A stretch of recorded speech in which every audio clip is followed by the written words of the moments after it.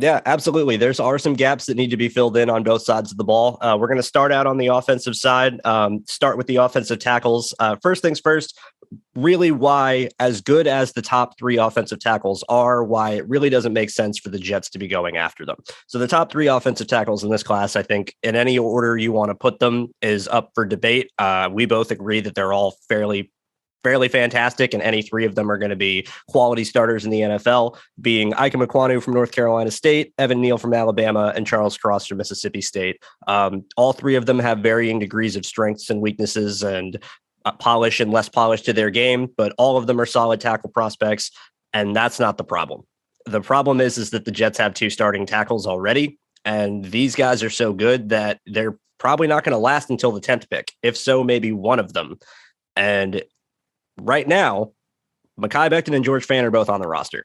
They're competing for the left tackle spot. All indications are that the other will be the starting right tackle.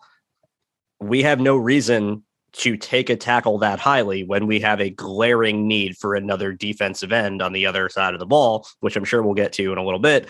But Matt, I'm sure you agree with me here.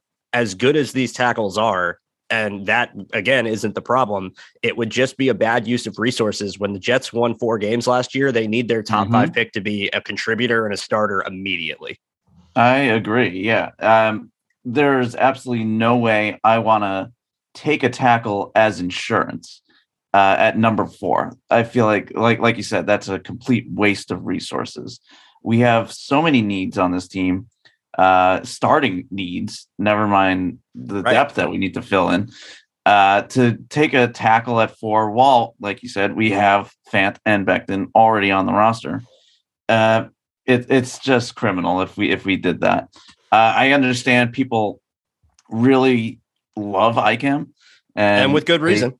With good reason. Yeah, he very much should be going in the top 5. He's overtaken Neal as my OT1. It's taken a while, but his technique is, and I think his finishing ability are what separates him. And even still, I think he'd be great on either side. I don't think it's a matter of what he needs to play left tackle or he needs to play right tackle.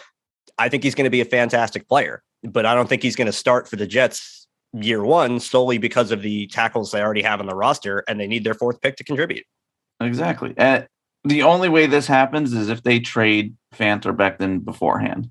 And I think this is just making a problem that doesn't exist. Let's say Fant wins the left tackle spot and he plays well this year. Well, they're probably going to extend him then. I would almost guarantee it. I almost guarantee it. Let's say if Becton gets hurt again or misses a lot of time and isn't that reliable, he probably would be playing right tackle anyways. So we would just be looking for a right tackle next year. We found Moses in May, and he was a very effective right tackle for us.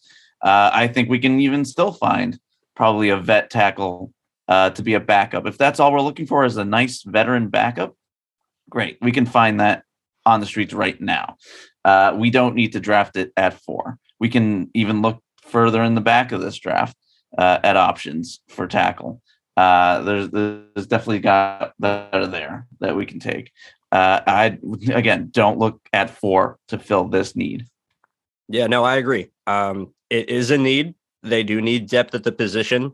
And while we're not sure how George Fant is going to play, either he's going to perform very, very well, win the left tackle spot, have another great season, and likely end up with a very big contract from the Jets. And if not, he'll get a very big contract from somebody else. And Mekhi Becton will either sink or swim at right tackle or vice versa.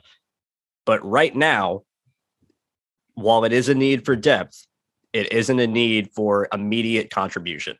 And when you're a team that won 4 games and you have a top 5 pick and you're going to use that top 5 pick and not trade it, you have to get one of the few impact players this class has. This class is very deep. It is not very top heavy.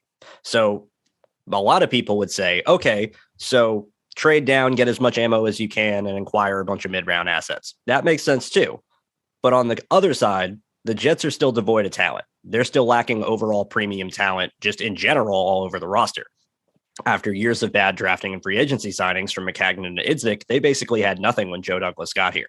They still need talent on this team that's going to be playing right away, making them better immediately. And they have a wide open hole at defensive end and a bunch of top guys at the position that I think quite honestly, I think after the top three, there is a gap.